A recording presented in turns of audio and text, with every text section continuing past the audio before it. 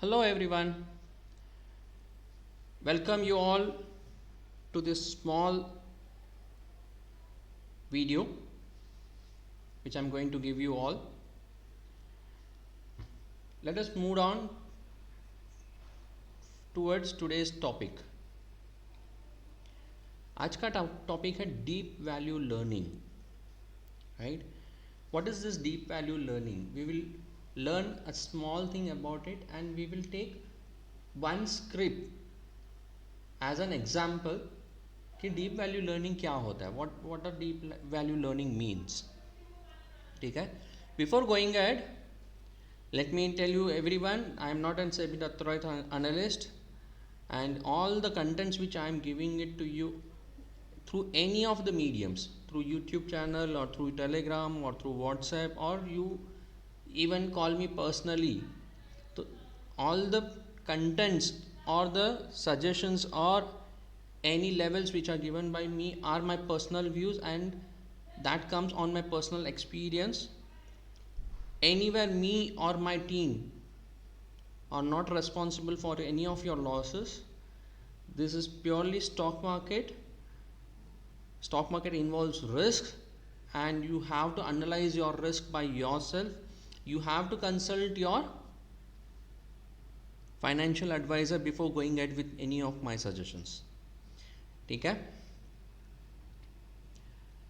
Now, okay, this is my YouTube channel which I have created recently. Mentor My Trade करके है. We have started discussing about index levels on YouTube channel on a regular basis. So you can subscribe it so you can get my updates even if I am not giving it to you personally. ठीक है? चलो, let us move on to the topic. What is deep value?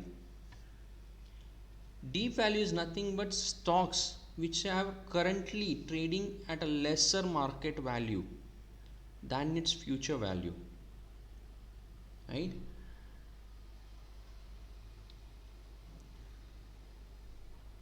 When does it happens? It happens generally when a company is taking a turnaround. A company has some long-term projects, but currently nobody is able to value it.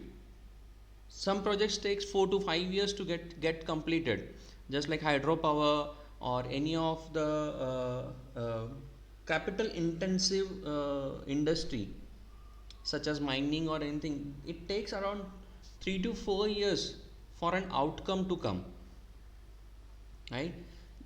Yeah, companies going through some setbacks.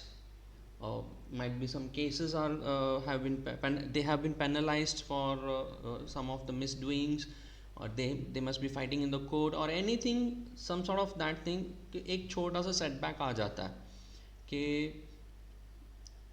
Unwantedly, जैसे corona जैसे एक छोटा सा setback था ना, सो 1 year का setback हो गया. ऐसे कंपनीज में कुछ सर्कल होते हैं, जैसे एक साइकिल आता है, तो ये एक साइकिल में एक सेटबैक आता है. जैसे इसका फर्टिलाइज़र इंडस्ट्री जनरली आपको अप्रैल में जून में आपको रन होते हुए दिखेंगे. फिर जैसे ही अगस्त आता है तो they tend to come down, क्योंकि उस टाइम पे उनके सेल्स बढ़ते हैं. तो एक शॉर्ट टर्म सेटबैक्स रहता है. आपको जो वैल्यू लेसर वैल्यू कब मिलता है, मार्केट वैल्यू लेसर कब मिलता है, जब कंपनी टर्न अराउंड करने की कोशिश कर रही है. They have some long term projects which they have started, but उसका आउटकम आने में टाइम होता है. जैसे plant setting up a plant और something else, big plants, right? Deep value investing के स्टॉक्स हाई रिस्क इन्वॉल्व होते हैं लेकिन रिटर्न्स भी हाई रहता है, राइट? अभी ये हाई रिस्क हाई रिटर्न क्यों? High risk is, suppose company turn around कर रही है बट टर्न अराउंड फेल हो गया, तो कंपनी ने लॉन्ग टर्म प्रोजेक्ट्स लिए हैं बट लॉन्ग टर्म प्रोजेक्ट्स से सपोज आफ्टर 5 ईयर्स वो उस प्रोजेक्ट का कुछ वैल्यू ही नहीं है, राइट? या एक सेटबैक आया है बट वो सेटबैक से वो उभर ही नहीं पाए, वापस निकल ही नहीं पाए बाहर. छोटा सा सेटबैक से बहुत, जैसे कोरोना का, if you see corona period, many companies were able to sustain corona but they were not able to come back after easing down the lockdowns. तो सेटबैक से भी बाहर निकलना बहुत ज़रूरी है. तो this deep value investing, yes it involves risk, returns भी हाई है, ठीक है। Sorry, it requires long term vision and holdings, मतलब if you are trying to get into it, so you should also have a long term vision and holdings. You should evolve what all things are going around that script or that stock, so that you should be in constant touch with the investment, which if you are holding that value, मतलब if you have selected that stock and you have started taking up the holdings, then you have to be aware कि भाई उसका vision किधर आगे पीछे तो नहीं हो रहा है ना, are they in lines with what they are saying, right? तो deep value investing less market value रहता है than its future market value, और उसके लिए आपको लॉन्ग टर्म विजन और होल्डिंग्स लॉन्ग टर्म रखना ज़रूरी है, रिस्क भी हाई है, रिटर्न्स भी हाई है, ठीक है। Okay, today we are going to discuss about one of the script for which a turn around had started beginning, right. नाम नहीं ले रहा हूँ, I would like you to guess by, I will discussing small small points, उसके बाद you guess yourself which company it is. At the end of the slide I will be giving you which company it is, ठीक है।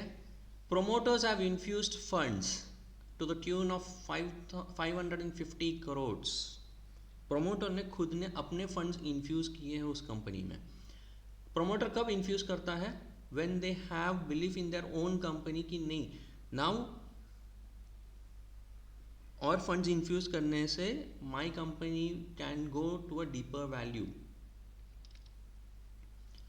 They have raised another 750 crores from FCCB issue.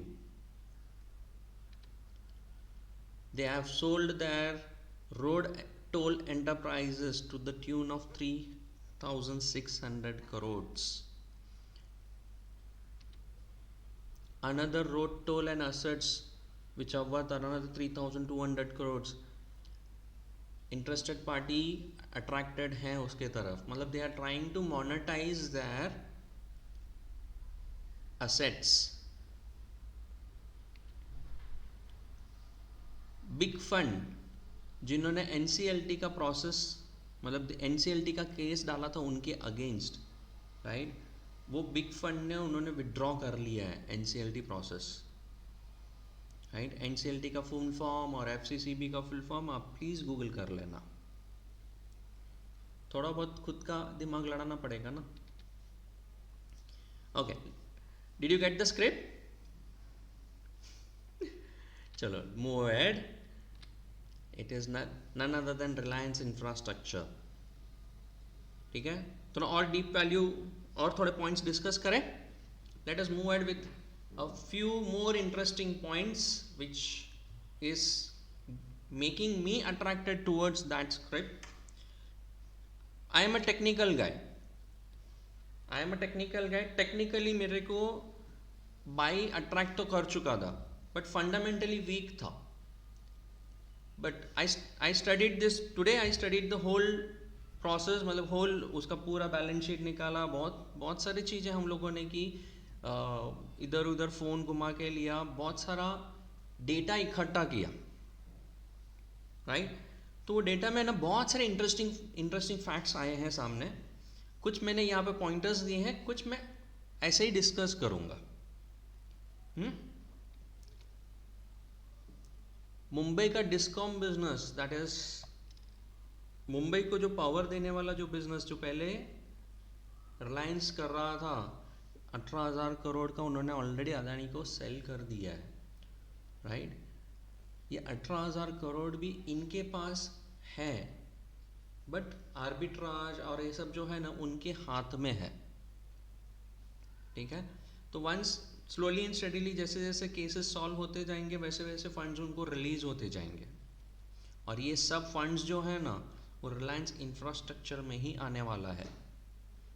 MMRD is already considering to buy out Mumbai metro stake, right. Mumbai metro stake भी अगर MMRDA ले रहा है तो current value पे लेगा, करंट वैल्यू के हिसाब से उन्होंने जो खर्चा किया है current value, it is generating more value than what they have invested. So from there also they will be booking up some profits. And after IBC process, Reliance Naval debt will be over.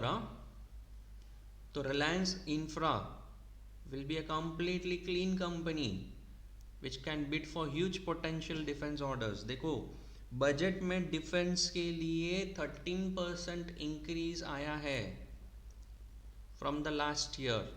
Last year में से suppose उन्होंने 100 करोड़ हटा के रखा था, तो इस time 113 crore हटाया है उन्होंने डिफेंस के ऑर्डर्स के लिए. मतलब डिफेंस को डेवलप करने के लिए उन्होंने 13% एडिशनल बजट दिया है to from the last year.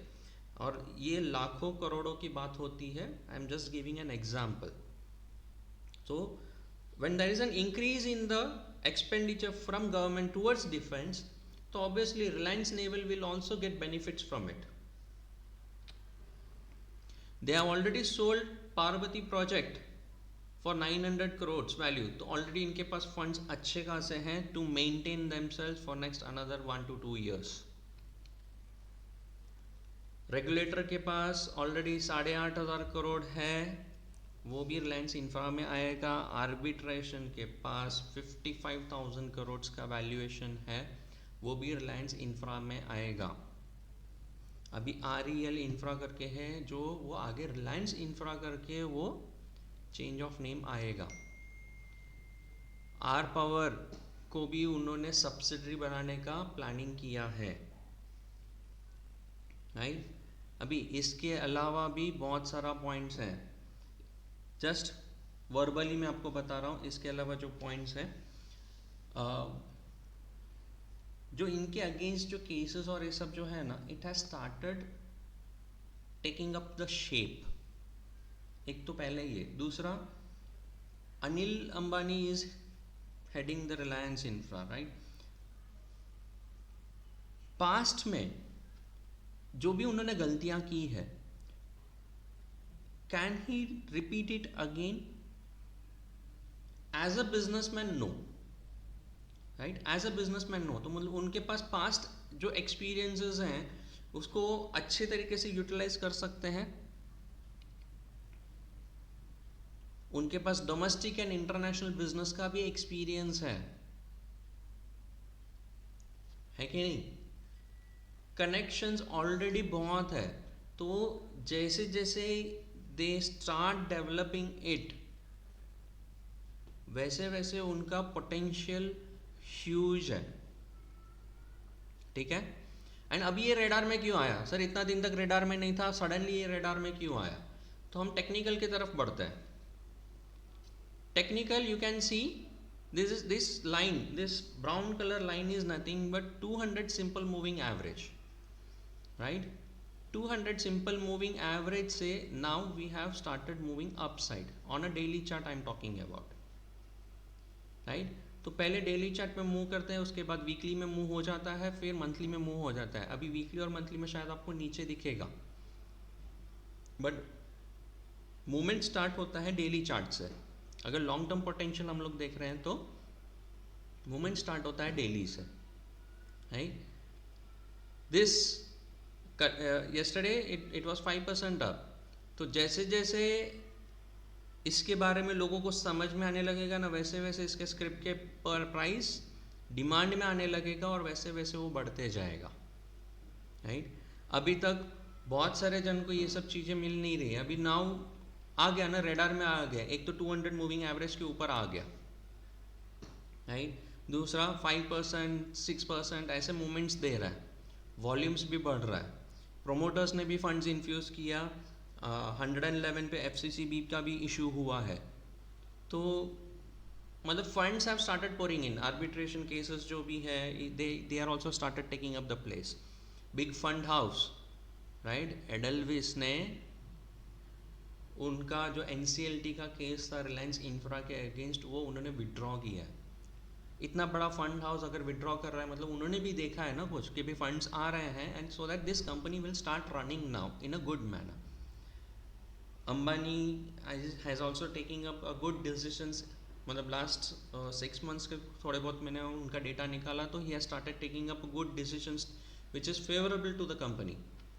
तो ये सब जो पॉइंट्स आ रहे हैं, it is making Reliance infra attractive for a long term investment.